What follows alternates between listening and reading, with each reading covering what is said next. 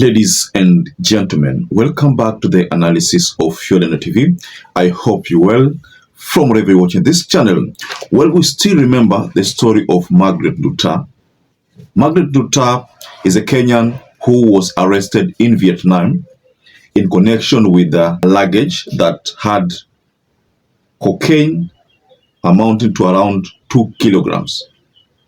So she was arrested in Vietnam. Mi ni twin sister ya Margaret Nduta mwenye ako huko Vietnam. Now Margaret Nduta was supposed to be hanged. And then there was a lot of intervention from Kenyans, especially people like Babu Owino. Thank you very much, fellow Kenyans. I want to take this opportunity to ask and to request the President of the Republic of Kenya, William Samoei Ruto, to assist this lady called Margaret Nduta, who is supposed to be hanged tomorrow in Vietnam. Then Sabina Chege and also Musalia Mudavadi, the Prime Cabinet Secretary, intervened, and Pierre Singoi came out and said that Ruto was doing everything possible to make sure that Margaret Nduta is not hanged. Now guess what? Margaret Nduta was not hanged, and an appeal was lodged, and that appeal was successful, and the judge at the Supreme Court handed a life sentence to Margaret Nduta. Now, I understand the government is still going to appeal to make sure that she serves that life sentence here in Kenya. Now, this is a plus, let's just be honest, as much as people don't like the Ruto government, but the government has done something very good and made sure that Margaret Nduta was not hanged. She was supposed to face the gallows, but we can say that after successful intervention on the 31st of July 2025, the ruling that came from the Supreme Court is that she was going to serve a life sentence. So I want us to visit this story of Margaret Nduta because we had started talking about it 4 months ago. You remember, for those of you who've been following our analysis, we used to talk about Margaret Nduta so much, and we put a lot of pressure on this channel because, anyway, Margaret Nduta, despite the fact that she comes from Murang'a, she's a Kenyan, and despite the fact that she was found guilty of being in possession of cocaine, but she is still a Kenyan. So we did the best we can, the best we could, and put a lot of campaign, and I think God did something good, and that's why she has been sentenced to life imprisonment. Now, I want to revisit this story in a short while, but first and foremost, ladies and gentlemen, kindly take this opportunity, support the work we do on this channel by liking this video, subscribe to our channel if you're not subscribed before, and to our existing subscribers, thank you so much for your support. Now, first and foremost, let me remind you that Margaret Nduta was given a bag. Based on the investigations, based on what the media was saying, is that she was given a bag to carry to Vietnam. Now, it was not clear how Margaret Nduta moved from Kenya to Ethiopia to Qatar and to Vietnam, and in Qatar and Ethiopia, it's not clear how comes that bag was not noticed. Today is a sad day because many Kenyans, they currently don't know the fate of one Margaret Nduta, who is about to be executed. Apparently she's facing death penalty. Nduta final word before anyongwe. Yani amesema kila kitu. Amepeana kila story, kila details ya mwenye alimtuma, majina na mahali anaishi. Hebu sikiza guys. Mtu anapewanga, wanakuambianga utoe the last word before unyongwe. So nani aliambiwa atoane the last word before anyongwe? Huyu Nduta Macharia. Sasa Nduta Macharia akaona na ukweli sasa niko na kufa, ni kunyongwa na nyongwa.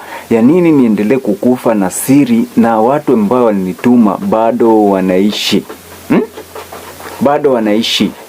That's why unaona majina za Liz Kamunge zinatokea hapo. That's why unaona majina ya John Njoroge zinatokea hapo. Kwa sababu Nduta ameropoka, ametoa maneno yote. Nataka unisikize tena, unisikize vizuri na polepole.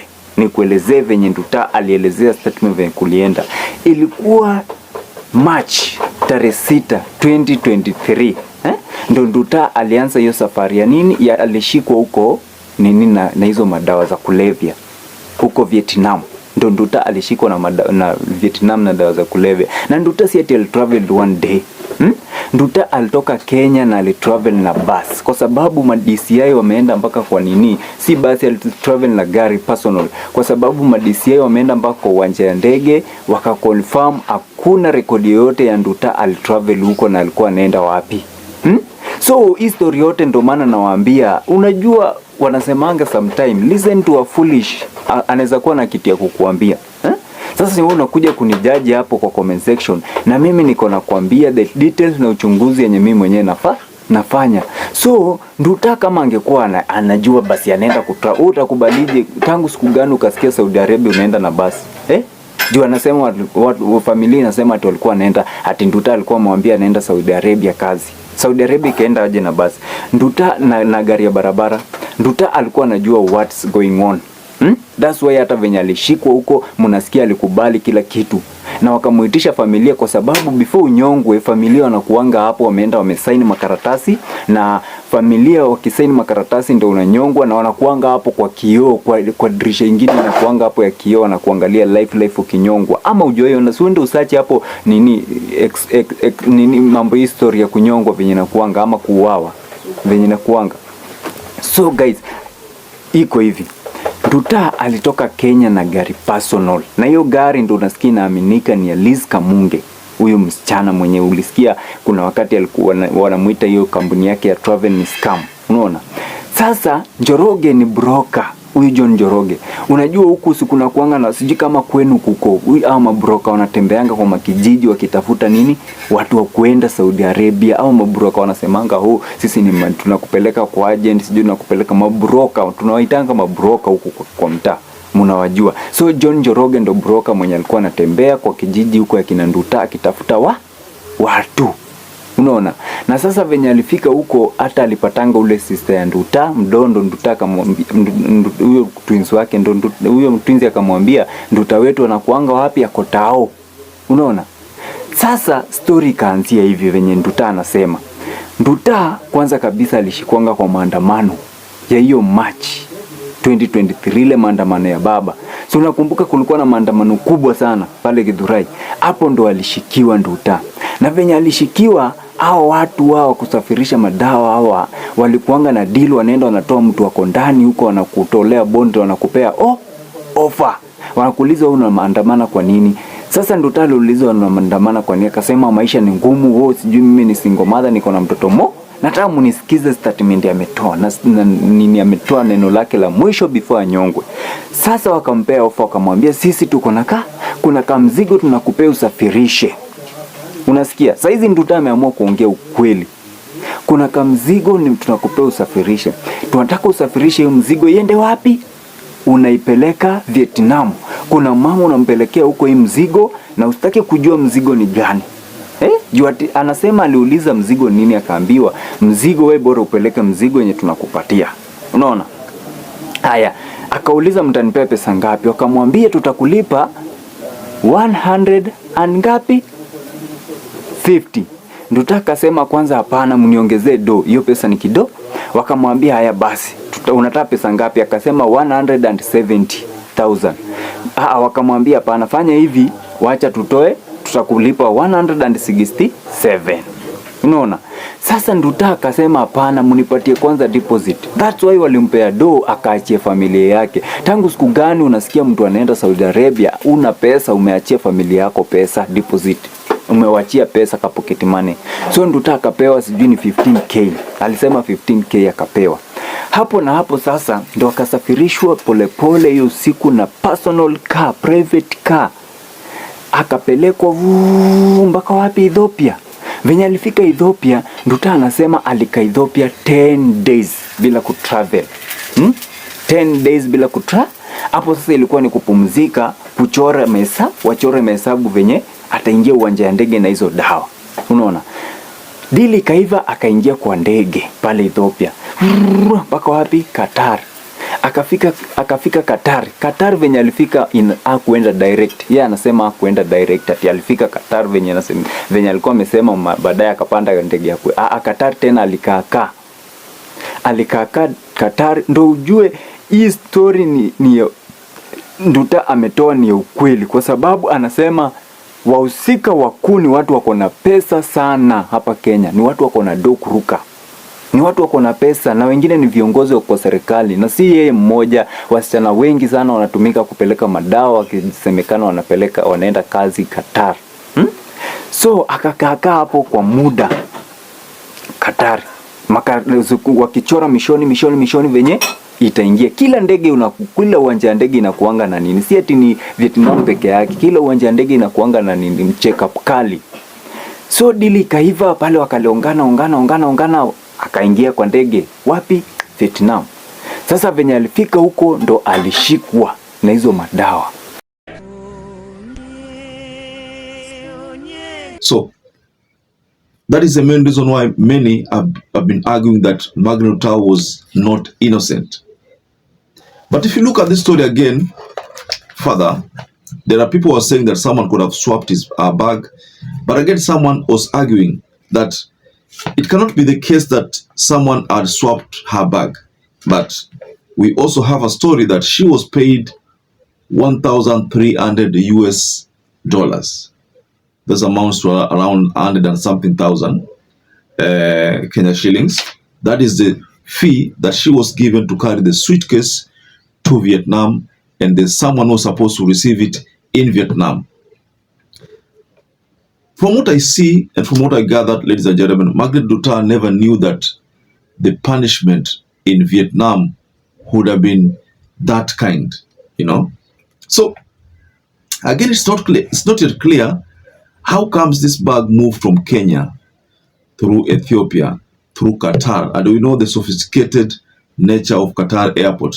How did it move from Qatar to Vietnam? These are some of the unanswered questions. So for these questions to be answered, there was need to preserve Margaret Nduta. That is most likely why Margaret Nduta was not hanged, because these people who put her in that kind of mess had to be brought to book. For the only way for them to be brought to book is for the government of Kenya to have some arrangement with Margaret Nduta so that she can reveal these people. Afungwe maisha, because again, if she reveals the people na achiliwe, most likely she will be hunted by those people. Most likely those people are not good, not people you can say ni watu wazuri, because someone to send you to such a country na anajua vizuri kabisa Vietnam sheria yao ni mbaya, wewe unauliwa tu ukipatikana. Let's assume that this matter had not hit the social media. Now, social media people had not reacted the manner in which they reacted. Let me be honest with you. If this incident would have taken place zile miaka ambazo hakukuwa na social media, hakukuwa na a lot of airplay kama ambao tunapata siku hizi, rest assured Vietnam would have hanged Margaret Nduta. Hatungejua. Because if you look at the story, again we are told that alikuwa ameekwa korokoroni for 1 year, because she left in 2023. Then somewhere there, I think based on the story, let me just confirm something here. I think it's October 2023. That's when she left Kenya baada ya kulipwa, and she was arrested almost the same time, the same week.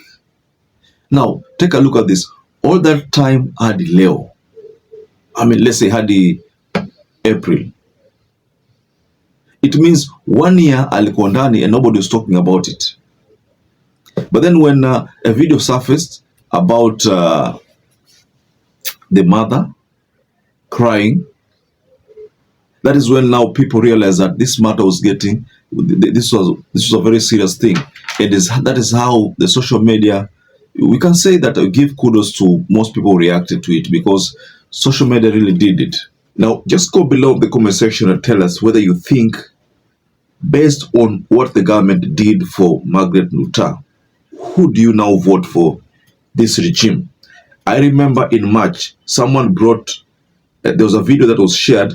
Someone said that if Ruto can help Nduta, then they might reconsider voting for him. That person was from the mountain. Do you think that is enough to maybe sway people's mind to now vote for the president? Just go below in the comment section and give us your reaction on that. So perhaps if you're watching this video and you're not subscribed, take 1 second and subscribe, like this video. Until you catch up again, stay safe and stay blessed.